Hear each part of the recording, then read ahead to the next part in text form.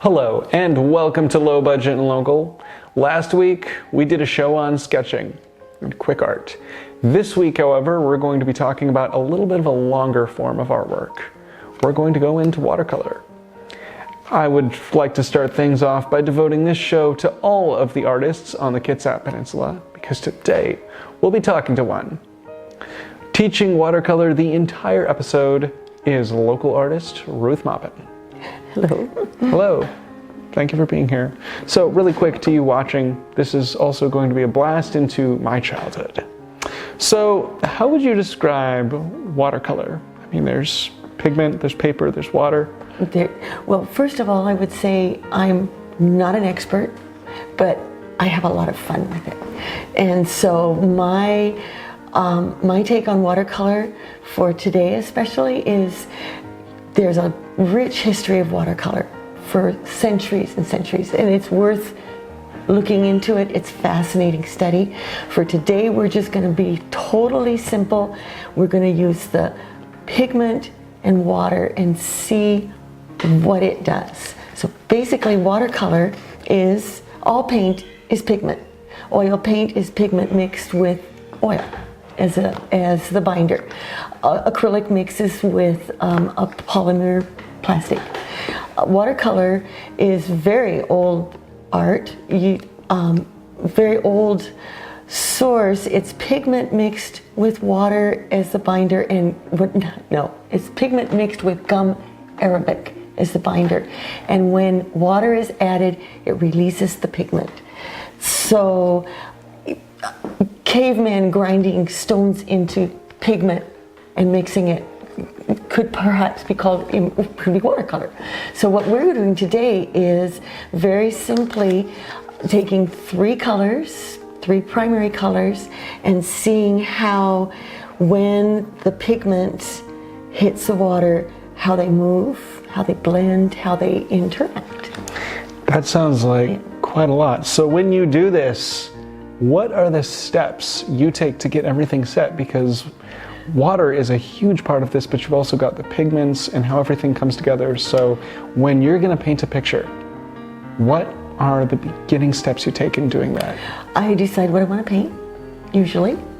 I'll do a light pencil sketch on my watercolor paper.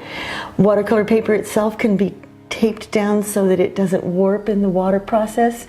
There's a lot of different techniques for keeping the paper flat, and you can actually simply buy one that's already bound in a pad, so it doesn't work too much. But so you start with a nice heavyweight paper. You start with an idea of where you're going, or not, because it's fun to just wet the paper, drop in color, and see where it moves. So depending on if you want to draw a picture specifically, you sketch it out very lightly. You wet the paper. What else can I tell you? Well, actually, I did Heavy have paper. On that note, I did have a question, because you mentioned getting the paper wet and how colors interact with each other. How important are primary colors? Well, primary colors are what everything starts with.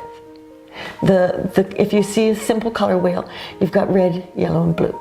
Primary colors. Nothing mixes together to make yellow. Yellow is yellow, blue is blue, red is red. It's in combining those that you start getting more varieties of colors. It's not actually quite that simple either, because there are reds that are warm and reds that are cool, blues that are warm, blues that are cool, yellows that are warm, yellows that are cool. And if you mix, you have to play with it, because if you mix a red that's like warm with a cool blue, chances are you might not get the nice purple you thought you were going for. You might get a nice brown, which is really lovely if you're doing a landscape, but not if you're doing perhaps a bunch of grapes. So you have to play with the colors and make sure that the blues and the reds and the yellows that you're blending actually go where you want them to go. That being said, a yellow and a red is going to make some form of an orange. Okay. And on that note, how much do you actually, when it comes to colors mixing like that, how much do you actually do on the paper? Because in the past, seeing you paint, there's your palette where you mix some colors, but in talking about this, getting those rich colors you're looking for, how much of that actually happens on the paper?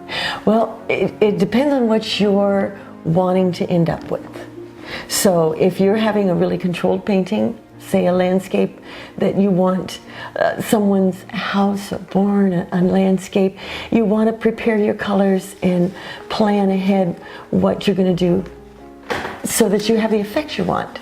If you're playing kind of more abstract and it's not going to matter, you're not being as tight, you can actually just lay down a yellow, let it dry, lay a color of red over it. You will reactivate the color as you lay down. Anything added wetness will reactivate the color. So you want to be really careful doing that. But you can change the color layering and get a really nice effect. Or you can just simply drop color into the water because the color will follow the water.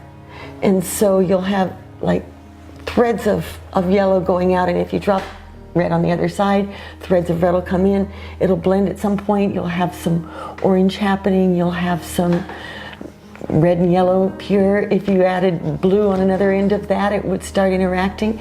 You've got to remember though that when you have three colors interacting, eventually they are going to blend themselves into a neutral at the center of the color wheel. Wonderful. And on that note, now that we've covered the blending, how do you add texture to your picture? Like if you have leaves or landscape and you want to give it a little bit more feeling, how would you go about doing that? Well, there's a lot of different ways to do that. One of them is simply to add salt. If you add salt to a non-staining pigment when it's wet, it will leach the color out and you'll end up with a starred kind of a pattern, which is really interesting.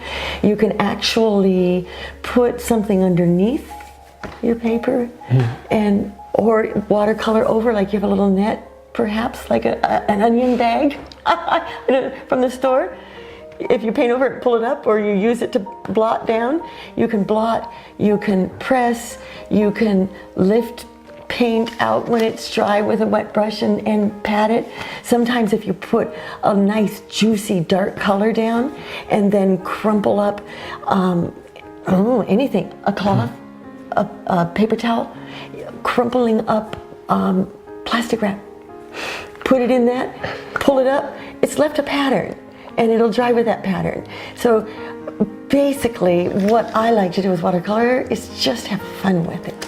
Play with it, start with an idea of where you're going, but then let it go. You can, with practice, control watercolor. It's a beautiful medium. But you can also have fun with, just let it go where it's going to go if you're not going to be too picky, and enjoy the process and watching it change. And that's the way probably all art should be, in having fun with it. And that, of everything, that seems to tie it all together. And that is all we have time for today on Low Budget and Local. Thank you for tuning in. And really quick, how can we find your artwork? Oh, I have some artwork in Polsbo at the Gallery at Liberty Bay and on Facebook. Okay. Yeah. And we will be providing a link to Ruth Maupin's artwork on this video, so please keep an eye out for that. And in the meantime, thank you for tuning in to this episode of Low Budget and Local.